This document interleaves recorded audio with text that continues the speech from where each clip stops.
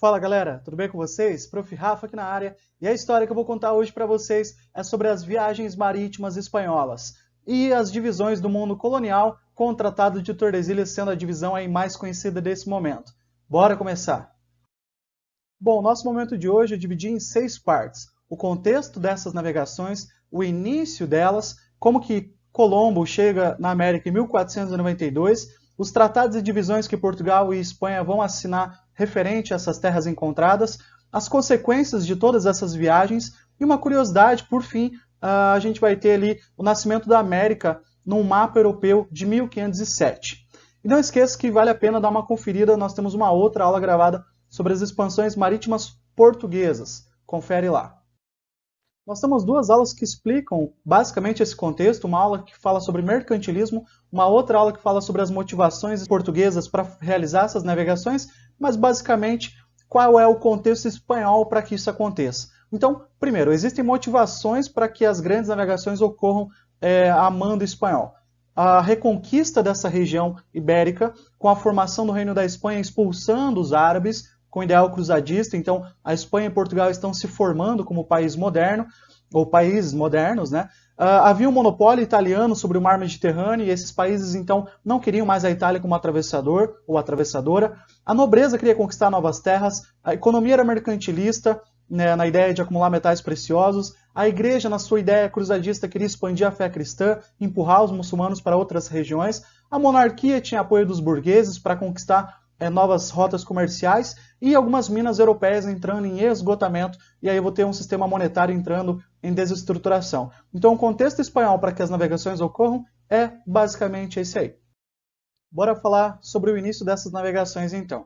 O mais doido disso tudo é que a navegação, uma das mais importantes e mais faladas, né, a chegada de Cristóvão Colombo na América, acontece no mesmo ano que a Espanha ela termina o seu processo de formação de Estado moderno. Em 1492, os reis católicos, Isabel e Fernando, que vão montar o Reino da Espanha, eles conseguem expulsar os muçulmanos da região sul da Península Ibérica, que era a região de Granada. Então eles terminam essa expulsão, proclamam o Estado, o Reino da Espanha, e aí eles vão contratar um genovês, né, da região da Itália, chamado de Cristóvão Colombo, para comandar uma viagem em direção às Índias. Vamos lembrar que a galera queria uma rota alternativa para chegar nessa região oriental, pegar essas especiarias, trazer de volta para a Europa e revendê-las, né? Acabar com o monopólio italiano. E aí, no meio do caminho, eu já faço acordos comerciais, controlo outras rotas, domino outras novas terras e por aí vai. E vamos lembrar que o Cristóvão Colombo ele desafia o imaginário de uma época. Não só ele, vários navegadores, mas assim, as pessoas acreditavam em monstros marinhos, que a Terra era plana, que no final tinha um abismo. Então ele, até influenciado por ideias renascentistas, acreditava na esfericidade da Terra, ou seja, que a Terra era redonda. E aí eu não preciso necessariamente pegar a rota padrão, eu posso ir por outro lado. Então ele vai ter essa ideia de circunnavegação. E enquanto isso, Portugal fazia o que a gente chama de périplo africano. Portugal optou por fazer uma outra rota, né, fazer o contorno ao redor da África para chegar nas Índias. Já a Espanha decidiu fazer uma outra rota, e aí, claro, né, eles não tinham noção do tamanho, da distância, e no meio do caminho tinha o nosso continente, o continente americano. Finalmente, então, Cristóvão Colombo chega na América em 1492. No que hoje você chama de América Central, ele veio em 3 embarcações, Pinta, Nina e Santa Maria, até representa poucas embarcações, porque a Espanha não financiou, não quis gastar muito, até Cristóvão Colombo teve que fazer parte do financiamento, havia uma certa desconfiança se a empreitada realmente daria certo. E aí o primeiro local que ele chega é uma ilha chamada de Guanaane, que ele vai batizar de São Salvador, onde hoje fica as Ilhas das Bahamas, tá bom? Depois ele parte para a ilha que hoje a gente chama de Cuba, depois ele vai para uma outra ilha que vai ser batizada de São Domingos, onde hoje é o Haiti e a República Dominicana. Então ele faz uma série de viagens ali na região do Mar do Caribe. E aí ele pensando em estar nas Índias, ele achou que era um outro lado do continente, né, da região oriental, ele vai chamar os seus habitantes de índios. E aí ficou o nome até hoje, né? A gente chama de índio ou indígena, mas o nome que Cristóvão vai dar é de índio, porque ele achou então que estava no território lá no Oriente. E ele morreu em 1506, achando que tinha chegado às Índias. Ele fez 4 viagens para a América Central, para o continente americano, e ele acabou morrendo tempos depois, nessa ideia que ele teria chego na parte oriental lá da região das Índias. A conquista espanhola vai acontecer mesmo na parte continental aqui da América em 1519, com Hernán Cortés, quando ele chega lá onde hoje é o México, lá na Península de Yucatán, mas isso a gente vai falar em outro momento, né? O encontro com os astecas e por aí vai. Mas por que América, né? América vem de Américo Vespúcio, um dos navegadores que estava com ele, e aí, depois de 3 viagens, que o Américo vai falar, não, pera lá, eu acho que isso é um novo continente, isso são novas terras, não é parte da Índia lá, como o Cristóvão falou. Então Cristóvão morreu achando que eram as Índias, Américo falou que eram novas terras, e o continente acabou levando o nome dele. Américo Vespúcio batizou então, os navegadores batizaram esse lugar de América. E uma curiosidade é que uma das embarcações, a Santa Maria, alguns meses depois, ela naufragou numa das ilhas da América Central, e eles pegaram boa parte da madeira que eles conseguiram recuperar desse navio e construíram um forte chamado Forte de La Navidad. Foi o primeiro forte construído na América, o primeiro forte europeu, e eles deixaram alguns homens ali cuidando do local. E aí, meses depois, quando Cristóvão voltou na sua segunda viagem para buscar esses homens, ou para ver o que eles tinham encontrado, estavam todos mortos. Um monte de cadáveres barbudos ao redor ali do forte. Não se sabe do que morreram, não se sabe se os indígenas que mataram. Então, há um mistério aí relacionado aos homens barbudos que ficaram nas ilhas, na ilha onde naufragou, então, a embarcação chamada de Santa Maria. Bom, para você entender o Tratado de Tordesilhas, você tem que entender primeiro uma coisa. A relação entre Portugal e Espanha não era boa. Vamos lembrar que Portugal nasce de uma guerra contra a Espanha. Então, esses dois países eles começam a ter uma tensão política no seguinte sentido. As questões referentes aos domínios fora dos seus territórios não estão sendo bem resolvidas. Eles não sabem de quem que é quem essas terras encontradas entre essas duas grandes potências da época. E aí, uma solução é começar a assinar esses tratados. E o Tratado de Tordesilhas é o mais importante, que a gente já vai falar sobre ele. Então, para gerar um conflito, para gerar uma guerra entre esses dois países, era muito fácil, a tensão estava aumentando.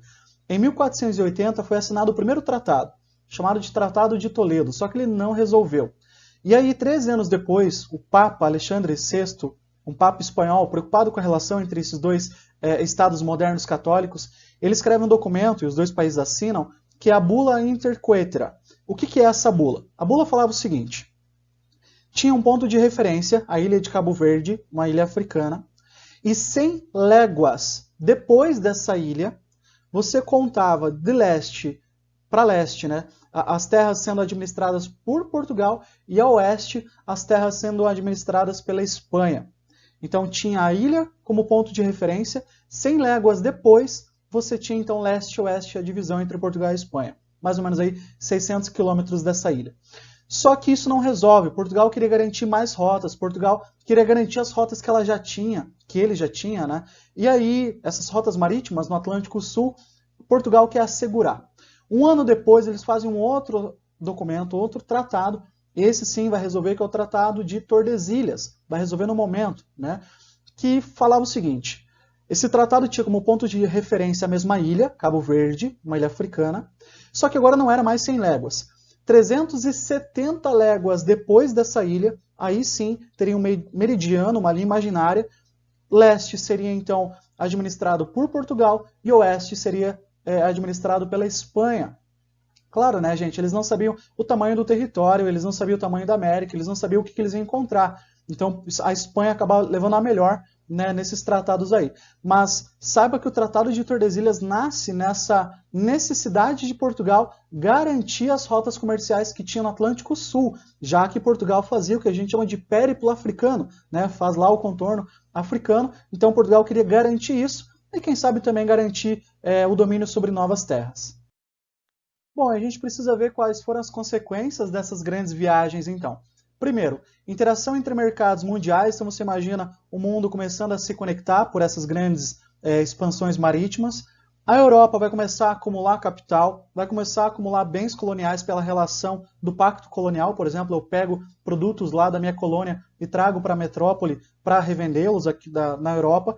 A escravidão também vai ser uma base econômica desse momento, que a gente vai trabalhar num outro momento, numa outra aula.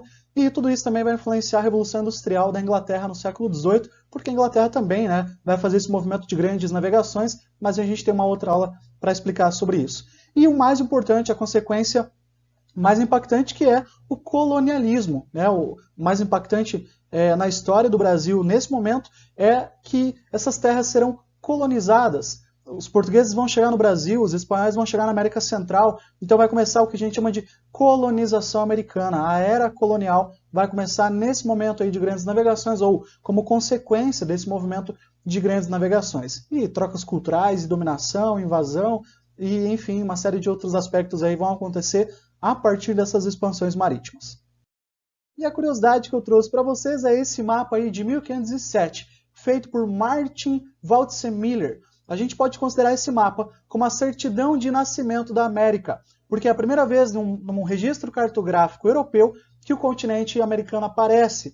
No canto esquerdo do seu mapa você consegue ver. Claro, né, falta quase toda a América, mas você tem ali o contorno do Nordeste, um pedacinho da América Central. Então, foi um registro cartográfico feito pelo Martin através dos registros que o Américo Vespúcio deu. E aí, claro, né, esse nome vai ser batizado esse novo continente, só que daí muda para América. Então, é a primeira vez que o termo América vai aparecer no mapa, e é esse mapa que você está vendo aí na sua tela.